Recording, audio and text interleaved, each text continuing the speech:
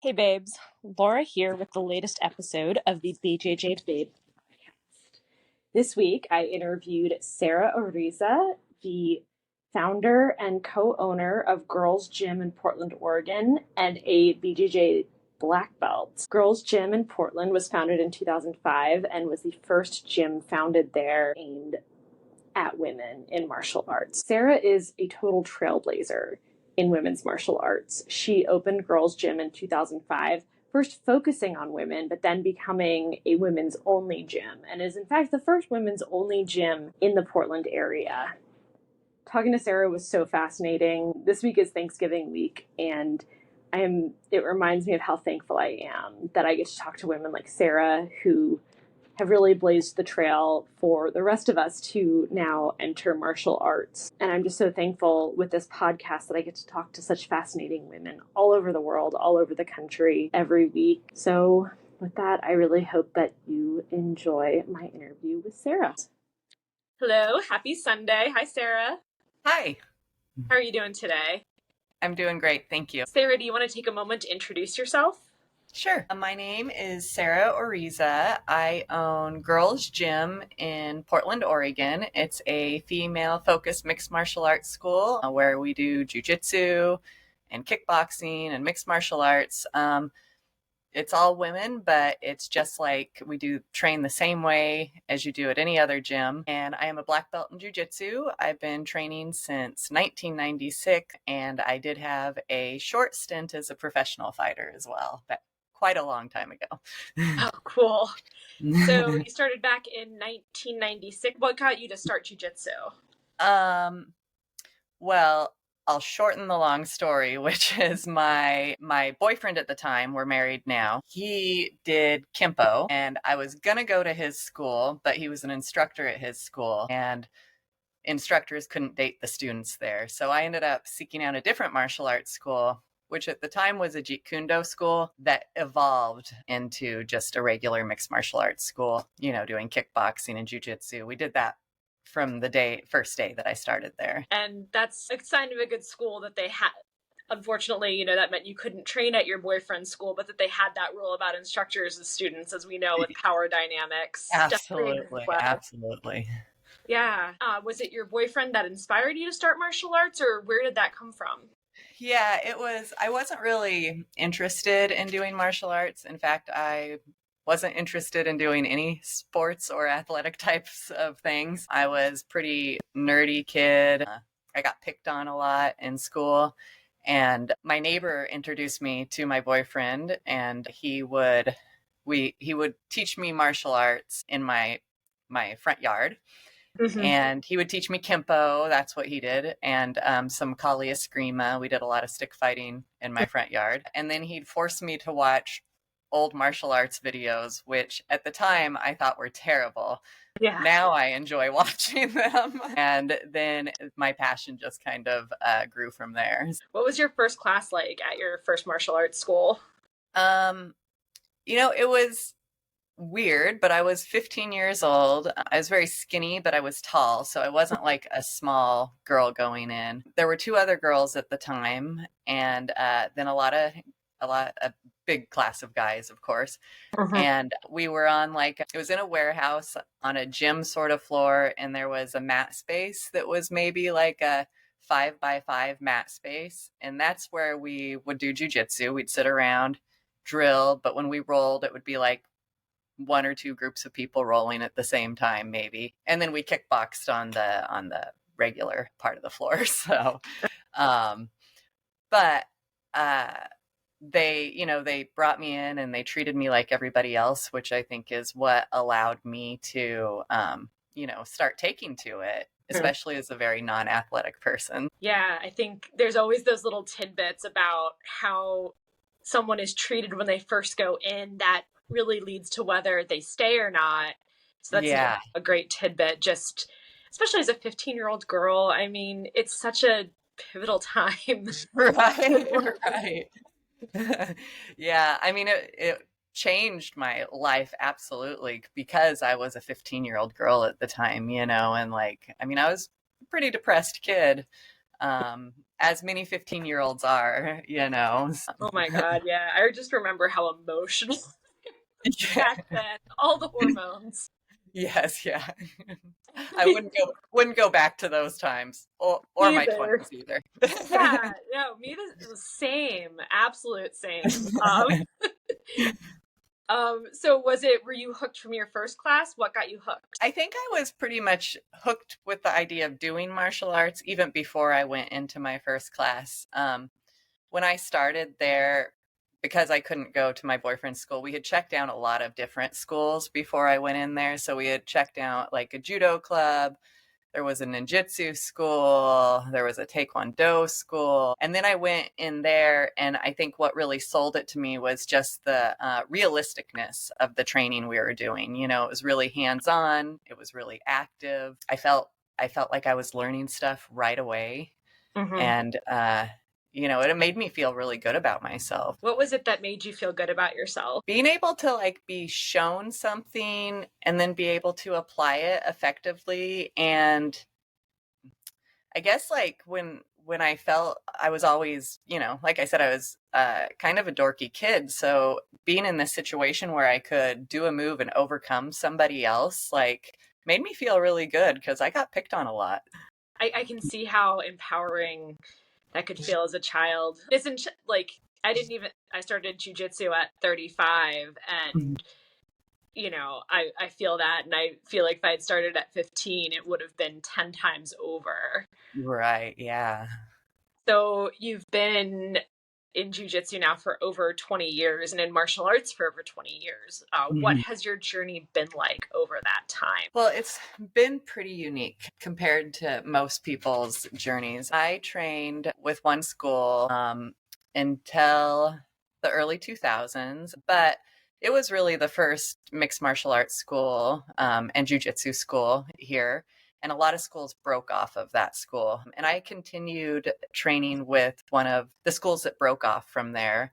And then I did that while I was fighting. I had around 10 MMA fights. My second to last fight, I fought Misha Tate. People always think that was a huge deal. She knocked me out 8 seconds into the second round. Um, but the first round was a fun round to Yeah. have. And then I just made a big mistake right off the bat in the second round. But I realized that I could not be an MMA fighter and be the best coach that I could be, open a school. I have 2 children. They're very young at the time. I was trying to do way too many things. So I separated myself kind of just from everything and just decided to focus on my own school and spent about 10 years just focused on my own school. So when I opened Girls Gym, I was a blue belt, but at that time there weren't that many people that did jujitsu. So like, that was a more experienced belt at the time. And I was a professional fighter. So those things allowed me to have the credentials to open up my gym. And then about 10 years later, I returned to the gym I had been training with, which is Impact Jiu Jitsu. And I still train with them. And I earned my black belt that way. So I actually had been training for 25 years without any break. Just I didn't necessarily have a coach overseeing me before I got my black belt. So, but in that time, I opened a gym, a successful gym that supports my entire family, that's all females. And my current coach, he supported me the whole way through. But there were a lot of people who I trained with who told me there was no way I would be successful at doing it. And I have been, and it's an amazing community and it's so much fun. And then I get to train. So now I live this life where I teach martial arts and I train martial arts, and I can do other stuff if I want, but that's what I want to spend my time doing. So Yeah, as as someone who loves martial arts, that sounds like a great way to spend your days, and yeah. spend your time. So I want to get back to opening your gym, but first I wanted to talk about your experiences as a professional fighter. So what led you down that path? Well, it's funny because nobody would have ever expected me to get into fighting. Mhm. My parents make jokes about it because, well, my mom likes to tell a story about the one season I played basketball where people would come up to me and I would just hand the basketball over to them to avoid fighting for it.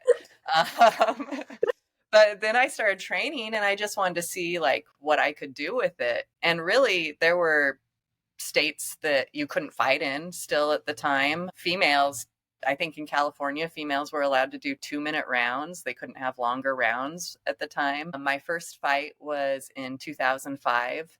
It took me over a year to be able to get that fight. And everybody I trained with knew I was trying to fight. Once I had a fight scheduled, I had a lot of people, a lot of the guys I trained with came to me and said, "We don't think you should do this fight. You're not ready for this fight." I had been training for 10 years at that time, and they were putting, other guys in the cage that had fought for or trained for 6 months. So, but I'm the type of person, if people tell me I can't do things, I'm much more likely to push through. If you want to discourage me, encourage me, Yeah. And so my first fight, I went out, I had finally found it. It was fun. It was an amateur fight. But I wasn't really ready to hurt somebody yet. So I got the takedown. I got on top. I threw punches. I was sitting into an arm bar. My opponent was not going to tap to the arm bar. So I let go of it. And then I went for the other arm. And then I let go of that. And then I ended up having to fight for 3 rounds because I didn't take the submissions that I had in the beginning of the fight. But I won it. And it was a great feeling. But I really learned a lot about cardio on that day. So I bet. Yeah. That's awesome. It sounds like you're one of those people that has like that "don't tell me what I can't do" mentality. Yeah, I'm trying to learn to ask for help more. I'm taking a business class right now, and they're really, really trying to drill that into me because I'm not very good at it. I just figure I can take care of stuff. So Yeah, I think unfortunately it's something as women sometimes we're almost conditioned to have a yeah, hard time for help. I agree with that. Yeah, for Yeah. sure. And I mean, I can't speak for men, but Yeah. So then, right after that, one of the people who was a commentator at my fight had got a call asking if they knew any females who could fight up in Alaska. So I went up to Alaska and had my first professional fight very quickly. But it had been so hard for me to get any fight at all, it made sense that I would just take this professional fight because that was the way I was going to be able to fight. And I won that fight with an armbar, and arm bars are kind of my thing. So I yeah. had won that one with an armbar. But then after that, I don't think I'm a great competitor mentally. I really go through a lot of head games with myself when I compete. I fought again a month later up in Alaska. It was kind of an early stoppage, and I lost that fight, and that got into my head. And then it took me a very long time to get another fight. So after that, it would be a year and a half between each of my fights because it was so hard to find fights as a female. Um, and so I think that made it really hard for me to be able to get comfortable in the cage. And then, like I said, I'm much more of a coach than I am a competitor. And I love to coach. It's what makes me happy. So a couple of questions off of that with regards to the mental side of it. Did you have specific tools that you use to help yourself with those mental head games and the mental blocks? Yeah, I ended up seeking out a sports psychologist because I had so much trouble with it. In my third fight, I went to throw an elbow during the fight and I stopped myself because I thought that why throw an elbow? I could just punch from here. And I should have been willing to be a little bit more violent. If I'm fighting somebody, they're going to do that to me. So why would I Yeah. not be willing to do that to them? So one thing the sports psychologist had me do was replay that moment and any moments that I was struggling with in my head and visualize it until I was able to get through it without stopping myself. Yeah. And do what I thought I should have done. And then another thing that really helped, actually, that helps me greatly everywhere in my life is he had me do a pie graph and write in all the things I was concerned about, and then color in the things that were in my control and the things that were out of my control a different color. And it showed me how much time I was wasting and how much energy I was wasting on things I had no control over at all. That helped me the most. And I did a competition about a year ago, a jiu-jitsu tournament. I hadn't competed in 13 years. And I used that again. And then I also listened to a ton of podcasts on performance anxiety, because that's what it is that I struggle with. Yeah. Yeah, I do too. And I love the pie graph and focusing on what you're in control of versus not. And I think it also does speak to ways in which sometimes things in martial arts can really have application in everyday life. Yeah. Yeah. The other question I had, more of a fun question. You said arm bars are your thing. So what's your favorite position to attack an arm bar? That one's really hard because I love them pretty much from everywhere. I guess my favorite one to teach is like the far side armbar when you're in cross sides, where you step over and attack the far side. I get that one a lot, and it's like I feel like I have really good control over it. So it's probably my favorite, but it's not very exciting. I go back and forth in terms of, I think I'm still pretty new, so still developing my game, and I feel like I go back and forth in terms of what my favorite attacks are. And then going to teaching, so when did you start transitioning to teaching, and did you know right away that you wanted to open your own school? So I wanted to be an elementary school teacher when I was a kid. Okay. And in high school, my job shadow that I did when we had to do a job shadow, I went to a Taekwondo school because they wouldn't let me job shadow my coach. So I think it's funny because it was like the career day sort of thing. I'm sure they did not think I was going to end up being a martial arts coach when I job shadowed a martial arts coach. But so I knew pretty early on that I wanted to teach. And then I opened the gym in 2005. And when I initially opened, we were a co-ed place. And then it was just, especially in Oregon, there are a ton of schools here. And I opened the co-ed place with the intent of being focused on women, but I wasn't really able to do that until we decided that we were just going to go ahead and focus on women only. And so it was 2005 when I opened my gym. It was probably like a year before that I'd started thinking about opening up a gym. But again, initially it was not with the intent of being a full-time women's only program. And I started teaching in 2003. Okay. And so what led to you all deciding to transition into a women's only gym? So that was our goal, was to be focused on women. And when we realized that not focusing on like solely having women's classes was preventing us from having that grow, that was kind of where we started making that transition. I did return to a school that I had trained at for a long time between having a co-ed place and running the women's only program. And then I ended up leaving that school. And when I left that school, I decided, okay, we're going to just focus on the women's program now, which helped us not really be competition for any of the other gyms here as well. You know, like my intent was never to be competition with the other gyms here. It was to give women a comfortable place to train. And while we have some amazing programs, women's programs at other schools here, you know, at that time in 2005, women didn't have a comfortable place to train. And a lot of coaches around here and owners of tournaments around here credit us with the growth of the women's jiu-jitsu community here, because we kept showing up for the tournaments. Sometimes I would take 9 women to a tournament and there would be 4 other women from other teams total, you know? Yeah. And I think just, getting women out there, getting them in those competitions, showing the competition promoters and organizers that you will fill those brackets can make impact. So back in 2005, what was the jiu-jitsu world like for women? What did it look like? It just wasn't really there. So like I said, I was a taller girl. So I've shrunk now. I was 5'10" then. I'm almost 5'9" now. Okay. But I had that going for me. And being 15, I imagine if I was tiny and in my 30s or 40s like I am now, it would have been so hard to be able to stick with it. Especially because it hurts. It hurts a lot, and the older you get, the more it hurts. So, um, True.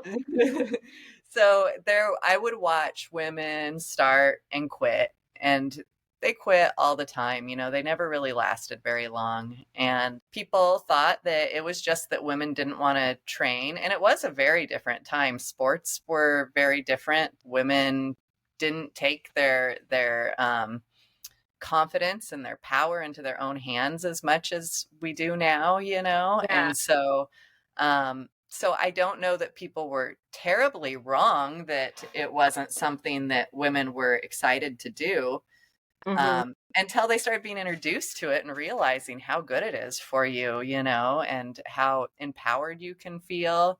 And not just that, like the discipline and the confidence and every other aspect of your life that improves because you do martial arts. So, Yeah, absolutely. The early 2000s that was when I graduated from high school, and it really was not a great time for women's self-esteem, just the way yeah. the media was treating women. I Yeah. Unfortunately. So, I mean, you guys really were ahead of your time in terms of promoting such a, you know, physical sport for women. How did Yeah. you, how did you build your community when you started? It took a very long time, a very, very long time. There were times I questioned if other people were right or if I was right. I really believed that women wanted to do what we did, but I don't even know what I did in the early days because I didn't have social media to advertise with. I think maybe we had Craigslist for Craigslist ads. Not even sure about that. I did flyer. I went door to door and put flyers on people's doors to try to draw them in. And then with time, we'd started building up more and more people, which helped with word of mouth. And it wasn't really until kind of when the Me Too movement took off that we started seeing an increase in women coming in to learn how to fight and how to do combat sports. It's easier for me to get people to come in and do kickboxing than it is for me to get them to do jujitsu. So very often the transition goes from somebody coming in to our door, learning how to kickbox, meeting the community, hearing about jujitsu, and then saying, okay, I think I'll try it, and realizing how good it is for them. I could see that because kickboxing is a little more out there in the world. I got exposed to jujitsu because I had taken Muay Thai classes years before, and I joined my gym because they had the kickboxing, but then tried the jujitsu class. So I can see how that is an entry point for Yeah, that's really helped us. I would say at least 75% of our grapplers started with kickboxing before they started doing jujitsu. yeah. And then you realize, oh, this is more fun and Yeah. hit in the face. I mean, sometimes you do get hit in the face, but it's not supposed to. I get hit in the face a lot, but never not intentionally. Not, yeah. Yeah, and that's the thing is like, so I love teaching kickboxing. I love the excitement people get, but nothing compares to teaching jujitsu because jujitsu is never ending. Like, I can teach you the basics in kickboxing, and then we can make our basics better. And there's some cool kicks we can do. We can get better at our defensive moves. But in jujitsu, it's like there's always another technique to learn. Mhm. And maybe it's a variation, but it's a way to learn it. Like I'm 28 years into training and I could go into a class tomorrow and learn something new. And that's amazing. I don't know many things you can do that with. Yeah, I think that is one of the cool things about jujitsu, and it's always evolving. Like leg locks used to be something people didn't do, and now, Right. in the no-gi side of things, especially, they're huge. There's just always something to master. So you mentioned that a year ago you competed for the first time in 13 years at a jujitsu competition. So what brought you back into competition? Well, I always have that like competitive drive, and I tell people I'm not very competitive. but I am kind of competitive. It kind of depends on what we're doing. If you want me Yeah. to do a push-up competition, like I will quit. Um, but in jujitsu, like I really push myself when I roll, and anybody I roll with would argue with me if I said I wasn't competitive. So, but I encourage my students to compete because competing is really good for you for so many reasons. And it doesn't matter whether you win or lose. Competition elevates your game. It helps you build grit. There's so many things you get from doing a competition. And I'm always telling everybody they should do it, but I hadn't done it in so long. So I really felt like it was important for me to be the example that I wanted to set. And that's why I decided to do it. When I did it, though, I didn't tell anybody other than my coach and my husband I was doing it. And I went to Las Vegas and competed there. And it was kind of weird to jump into the expert division after not competing for 13 years. Yeah. That was a little nerve wracking. And I think I was the oldest female at the entire event. But it was a really good experience and it felt really good. So I was happy to do it. Yeah. I've seen personally how, that every time I compete, I do see an improvement after the competition in my game and in my performance. Why do you think that is? I've noticed it, but I don't know why. I think there's a few things. I think you're kind of pressure testing your game, right? So you're going out there and you're putting it to work under like much more extreme circumstances than you do at the gym.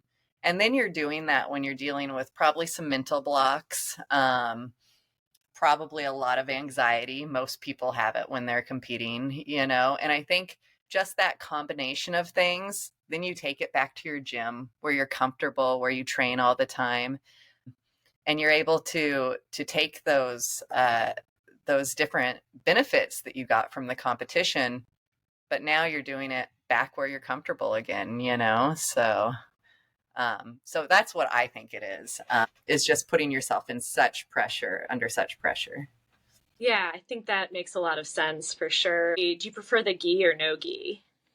I go back and forth between the two. I definitely for a while I really really preferred no-gi, and I think that came from fighting. I like being cold. I don't like being hot. So gis make you hotter. This time of year is great because it's really cold here. So gis make you warmer. and but I also like if somebody is stronger than me, being able to have the gi to help negate some of that. I like the additional submissions you have when you've got a gi on. So I really couldn't say a favorite either way. Yeah, I didn't even think of that in terms of the weight and how the size can be neutralized by the gi, but that's a really good point. What do you think are some of the other benefits of being like of gi versus no gi? You mean like the benefits of training in both, or just like individually the benefits? I guess the benefits of training in both and then individually as Okay. well. To just throw a full compound question at you. Well, I think that when you have a gi on, you get really you get tangled up and tied up, right? So then you take that gi off and it's going to make your no gi game better because you don't have that getting in your way. But some people kind of feel the opposite because they feel now that the other person doesn't have their gi on, everything happens faster and people are able to move quicker. But I think if you have both of those things going for you, then you're just going to end up benefiting yourself more. They're so similar to each other, right? Yeah. I always encourage people to do gi first, at least at Girls Gym. We have people hop not gi first, into no gi first. For one, I think it takes away the having to put on like a silly outfit, right? Like Yeah. I don't feel silly in a gi, but when somebody's never worn a gi before, they probably feel a little silly wearing Yeah. it. And then they go and they're doing an activity that they feel a little uncomfortable doing. So I find that if we encourage them to do no gi first, it's a little bit easier to get people to do it. Yeah. And then I start pushing them into gi. And the way that works so well is you can do everything that you do in no gi on somebody who's wearing a gi. I Yeah. can grab somebody's arm without grabbing their gi, just like I would in no gi. So then I tell everybody it transfers over. You know, you don't have to know how to do grips to grapple in a gi. Knowing grips is going to make you much better at grappling in a gi. Yeah, absolutely. And I think, starting in Nogi too, it's not just the barrier in terms of feeling silly, but there's gis can be expensive. These are very expensive. Yeah. Yeah. Yeah. We try to have gis here for people to use until they purchase their own gi. And sometimes they use them for a really long time, and that's totally fine with me because I'm just happy that they're showing up and learning more. So, Yeah, absolutely. That was when I started, I got like these $60 gis off Amazon. So now like I always point people towards those when they first start. I'm like, this is a perfect starter gi. And $60 is not cheap. right. That's like Yeah. a good entry level gi. Yeah. Yeah. It's pretty much the cheapest one you can get is around $60. And I do the same. I always refer people to, there's a lot of different brands that are inexpensive now, which is nice because that has not always been the case. So, Yeah, I can imagine back in the 90s, yeah. both just getting gear at the time. Yeah, my first gi was a judo gi because it was easier to get a judo gi than a jujitsu gi. And in kickboxing, we wore soccer gear and gear from other sports as protection for a very long time until we got better gear to wear. Yeah. Oh wow, that's crazy. What other changes have you seen over the years in martial arts, especially for women? Well, we used to train a lot harder. I don't want to say a lot harder. That's not the correct way. More violently than we train now. I don't think we had as many concerns about injuries. We weren't as aware of like head trauma. So those are things that have changed a lot. Like it used to be when you started, the toughs survived and they would try to you know get rid of the people who couldn't survive. They'd push us really hard. We fought like you fight in the cage in our training. You don't do that now, or you not very often because it's not healthy for people. So that in itself changed hugely. Also, as a business owner, like what type of business decision is that to try to, just keep the strong people around? And I think with those changes, also came the ability for women to be able to stick with it more. Because, of course, if you're a woman walking into a school where guys are either just going to go as hard as they can on you, Mm-hmm. or they're going to take it very easy on you as a girl, it's not going to really make you want to stick with it, you Yeah. know? Um, but that's probably the biggest change is just that we're not always trying to hurt each other now. We think about the longevity of our bodies, and how can we continue into our 50s and 60s, and then for women, I mean, it's just huge the difference because there's so many more women who train now and stick with it now and have reached very experienced levels. I work at one of our local tournaments, and now when it comes to the kids, there's just as many girls as there are boys competing. And it's so exciting to see so many more women in the sport because while it's good for everybody, I think the benefits that women get from doing jujitsu are, just so many. There's nothing else we can do that we get this many benefits from. So. Yeah, I agree. And I love seeing the fact that one of the fastest growing sports for girls is wrestling. Yeah. And, we have, Amit Allure winning gold at the Olympics in freestyle wrestling. She's a 20-year-old. She's a purple belt in jujitsu. As a woman who didn't grow up seeing those types of role models, getting more the message of being pretty, um, Right. and my value being in not my strength. I love the message that young girls are getting today with fight sports. Yeah, yeah, it's amazing. It's really exciting to see. Yeah. What other benefits do you think there are for women to get into jujitsu regardless of age? Well, You have community. Once you've trained, that's a very obvious one, is the community that you become part of, which especially in this, like, a community of strong women, right? Like, if you're surrounding yourself by strong women, it's going to make you feel stronger. You're going to become stronger. Yeah. Um, so there's that. And then there's the self-defense aspects, of course, which are huge, for women, and being on the ground and learning how to use leverage and technique to move people so you don't have to be stronger than them. But then, like, the biggest thing I ever see is the confidence that people build. Like, I had somebody who was really, really lacking confidence when she started here, and Hmm. she ended up doing a jujitsu tournament, which was very hard for her, harder than many people, to get out there because of the different mental health issues she was dealing with. Hmm. And the next time I saw her after that tournament, she was walking different. She was holding her head higher, like, and it was just because she went out. She did not do wonderful in the tournament. It was what I would think would be a kind of a bad experience for myself.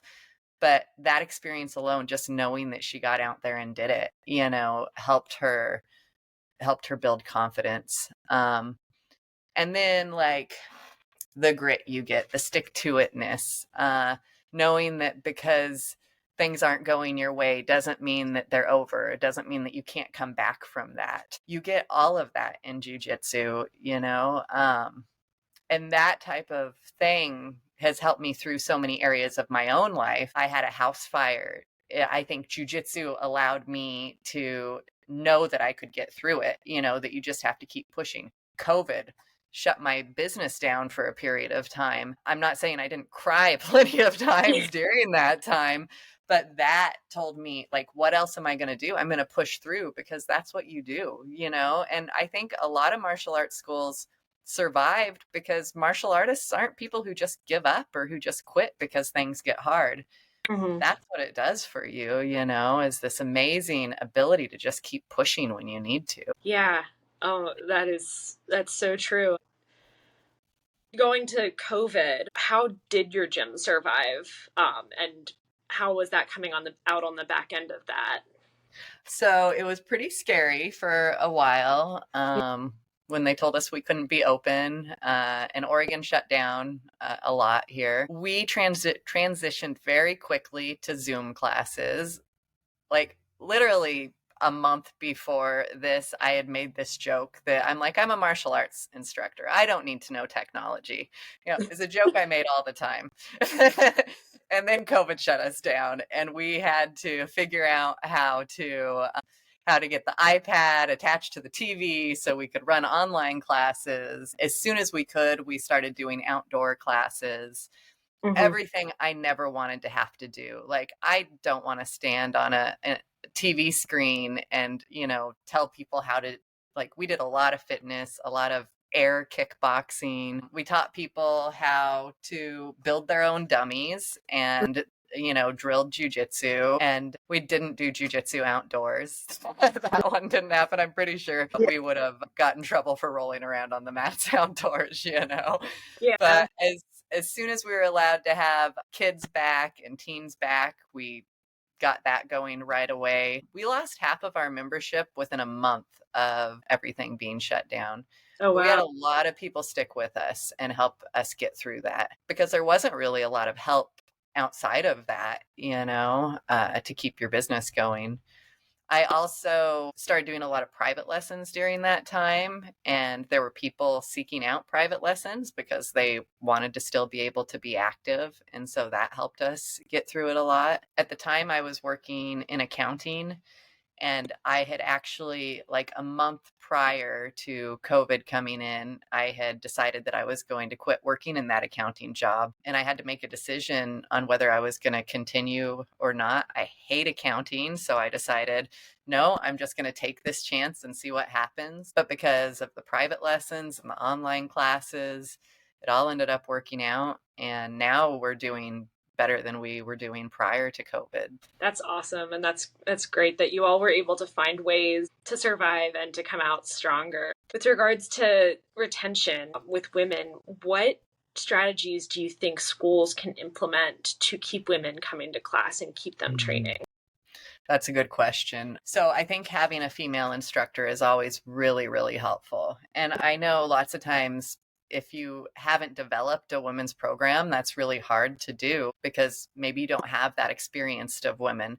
But then my recommendation for people when I hear that is pick any woman that you have that's been coming for a while. Maybe you have a blue belt that could teach the class, and then you can have a male instructor that has more experience help that blue belt teach the class so that you still have a woman in charge of that class.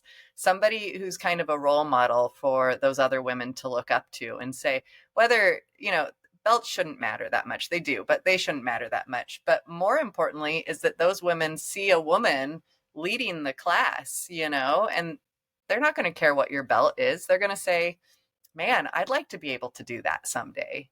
So Yeah. I think that's a really huge one is getting a woman that can lead your classes. And then making sure you have an actual dedicated time for them, preferably more than one, if you're looking at having like a woman's only class, right? Like if you're Mm-hmm. going to have women's only classes, don't just have one women's only class, have a couple options for them. Things get in the way of life, and they need to everybody needs to at least make one class a week. And that's really not enough in itself. So that's another thing I think. And then finding ways to do community because people love community. Get together for fight nights. It's so much fun to get together with a group of women and not have any men involved and watch fights. Not have Yeah. anybody trying to tell you what's happening, other than just that group of women that are there watching it and enjoying it. And it doesn't have to be female fights. It can be, just your regular UFC. So we do a lot of things like that where we just have different gatherings. And I think that's huge, but I don't think you have to have women's classes either to build up a good women's program. But I would say if women are integrating into regular men's classes and your goal is to keep those women, you have to be aware of their experiences that they're having.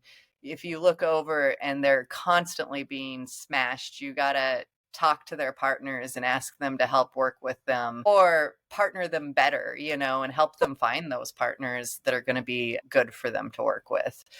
So I do think that whether you have women's specific classes or not, you can build it up, Mm-hmm. but you're going to have to be thoughtful of those women to help them be comfortable when they first start. Yeah, I agree. And I think that partnering piece of it, as I've trained more, I'm at the point where I know who not to partner with, and I'm not afraid to say no to somebody, or I'm not afraid to like tell the new guy who just doesn't know any better, like, dude, back off. Mm-hmm. I'm getting better at that. I used to just yell at him. But the newer girls don't know. And, Yeah. someone's got to look out for them. Yeah. It's very hard. It's hard even for me. Like I have a lot of ego. I have a lot of ego, too much ego. And it gets smashed all the time, but it just comes right back. And so like if I have some new guy who wants to try to make some sort of point when he's rolling with me, it's hard for me not to try to just make that point back, right? Because I'm like, well, he generally isn't going to have the experience to shut down everything I'm doing. Mm-hmm. And so I'll want to prove a point, but that can get me hurt, Yeah. and it's gotten me hurt many, many times. And so I've tried to get better at that and just speak up and say, hey, dial it back a little bit. Or now my bigger thing is when I'm rolling with a guy for the first time who's inexperienced, I'll just say, okay, I'm going to start in your guard until I know what type of pressure he's going to give me and how much aggression he's going to give me. I just start on top.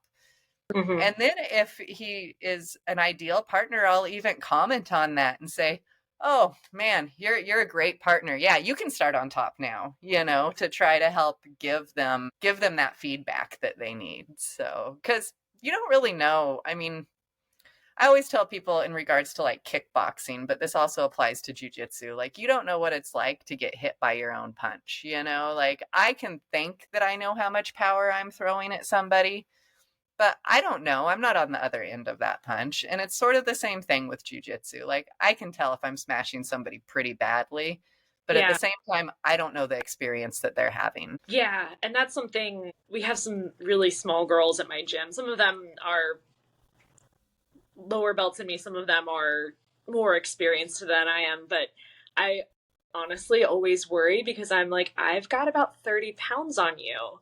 And if even if we're just drilling, like I would hope that they're not afraid to tell me if I'm hurting them because that is Right. Absolutely. Absolutely. Yeah, we have something we'll do here sometimes with when we have newer people, where I'll put the more experienced people out to roll, and then I send the newer people to them because generally it's safer to roll with more experienced people. And then I'll tell them, you can tell them how hard you want to go. So we say light, medium, hard, and then they give that information to whoever they're rolling with that has more experience, and they kind of try to dial it to whatever they're looking for so that they have a better experience when they're newer. Yeah, I think that communication is so key and so important. And it is something, when you're new, you just don't know. You don't know what you. Yeah. And it's intimidating and maybe a little embarrassing to say, hey, can you go a little bit easier? Can you go a little bit lighter? Like, that's hard on the ego, but it's an important skill. One more skill that you get from doing martial arts, is that communication skill and speaking up for yourself. Yeah, I had a guest a while back, Darla Sedlacek, who is a black belt instructor and also a sports psychologist. And she talked a lot about boundaries and how jujitsu is all about boundaries. Tap is a boundary, but even just how hard you want the roll to be, how pressure, you're okay with. Like, those are all boundaries that should be communicated and respected. Yeah, absolutely. Yeah. And if you have a good team, you have good partners, you're not going to run into too many issues with that. Like, I'm very fortunate. Both at my gym and the gym that I train with, like, I have great people to work with. Yeah. And I think that's the benefit too now of jujitsu. I don't know that I would say we're super mainstream, but just jujitsu becoming more mainstream is that you have more gyms. If the gym you start at doesn't have that culture, hopefully there's another gym in your area where you can find that culture. Right. Absolutely. Yeah. Absolutely. Yeah. We're also a little spoiled being in California and Portland. I know like my family where they are, there's like one gym near them. Yeah. Yeah, I don't really have a concept of what it would be like to be somewhere with such few options to train, because there's so many schools here in Portland. It's a huge thing here. And I imagine California too. Yeah, it's definitely spoiled here. Has it always been like that in Portland? No, definitely not. When I first started, we had one school that did jujitsu here. Of course, again, this 96. So, and they'd been around, I think, 3 years at that point. And off of that school is where well, not now, but through the early 2000s, where all of our other schools came from around here. Now I think we have probably quite a few schools where people have moved in and opened, but we also have a lot of schools that have multiple locations here. A lot of bigger name schools. Did that occur in the early 2000s as people started opening up their own schools, or when did you see that explosion of jiu-jitsu in Portland? Oh gosh, I would say we're in 2024 now. I would say sometime after 2010, maybe around 2010, when we really started seeing more and more schools opening up. But I think it's very, very recent that jujitsu in itself has become a big thing. I think that was more like mixed martial arts. Yeah. But jujitsu, I don't feel like it's been that long that people have really been excited about it or even known what it is. Yeah, and I think I've seen that too, but then I'm also so new to it that I don't know what it was like before 2022 when I started. Yeah. I don't think it was much before that people started taking more of an interest in jujitsu and what it. Yeah, I'd be curious to find out what caused that. I don't know. Yeah. Maybe I'll keep pulling that thread and figure it out. What advice would you give to women who are thinking of getting into jujitsu but maybe have some hesitation? You just got to do it. You just got to walk through the door and take your first class. Like, you will always say you're not ready to do it. There will always be a reason, excuse, something that can prevent you from doing it. So you just got to take the step and walk through the door and do it, and know it's going to be hard. It's hard for everybody. It's especially hard for women, not because we can't learn just as well as men, but because we're women having men like that we're having to apply these techniques to, right? Like, when you roll for a long time, you're going to get smashed when you roll with people, women and men, people more experienced than you, and you're going to feel like quitting, and you're going to feel like you're not good at it. But all you have to do is push through and keep showing up. And eventually that goes away. And it may take a long time for it to go away. But when it finally goes away, or when it starts to go away, you realize it's worth it. That all that you've pushed through is worth it. And you're not like every other person. You're a unique person who got through something that a lot of people, most people, quit after Yeah. just the first time. Yeah, So, absolutely. And so once they get in that door and they go into their first class, what advice would you give someone for their first class? make sure that you have an open mind and know that you're probably not going to walk away feeling like you learned a lot. You're going to probably walk away feeling pretty confused about what you learned. And that is just part of the process. And I tell people all the time, you have to accept the process. You can't get good at this if you don't accept the process. And the process is sucking until you're good. Not even until you're good, because you'll suck again. I suck for like 2 weeks, and then I'm good for a week, and then I suck for another week. It's a never ending process. You really have to accept sucking. I come out of some classes and I'm like, wow, they say sometimes you're the hammer, sometimes you're the nail. And sometimes I feel very, very much like a nail after some classes. Most classes, actually. Yeah, and that's the way it feels. And I mean, the thing is if you're a woman doing this and you're training with guys all the time, you're probably going to spend a lot of time getting beat, because they're probably stronger than you. They're likely bigger than you, possibly have been more athletic than you throughout their life. But it's amazing that you're showing up and doing it, and you're getting so much from it. And that's just like, I wish women didn't get in their head about that, because I often will hear people think that they can't get good at it. And for me, like, I don't know, they're not usually a white belt that comes in that I'm not going to be able to be a white belt male. But sometimes there is, because they're strong and athletic. And then I say to myself, like, I'm a 43-year-old woman who just held my own against that 20-something-year-old man. Like, you got to celebrate the small wins. Like, if I was just an average woman, I wouldn't have done that. I wouldn't have been able to do that. And so, like, that's a big thing I tell people all the time too. Celebrate small wins. Like, you have to find a way to do that, or you're not going to feel successful. Like, maybe you were getting swept by somebody, like, every time you're in their guard, they sweep you within 5 seconds. And then maybe the next time you're there, it takes them 10 seconds or 15 seconds to sweep you. Guess what? That's a huge win, because after a few times of that, it's going to be 30 seconds. And maybe someday you'll be able to stop them from sweeping you most of the time. I mean, it's the only way to look at jujitsu and feel successful while you're starting.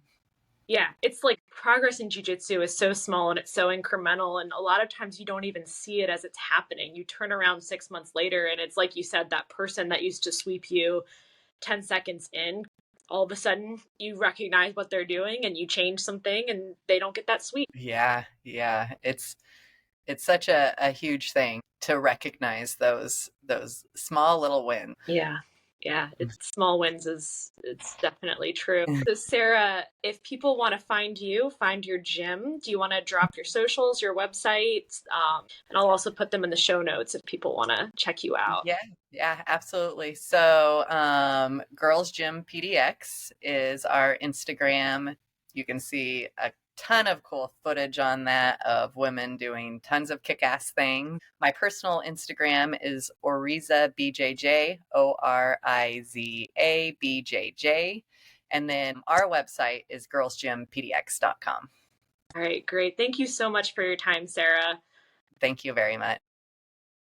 I hope you enjoyed hearing Sarah's story.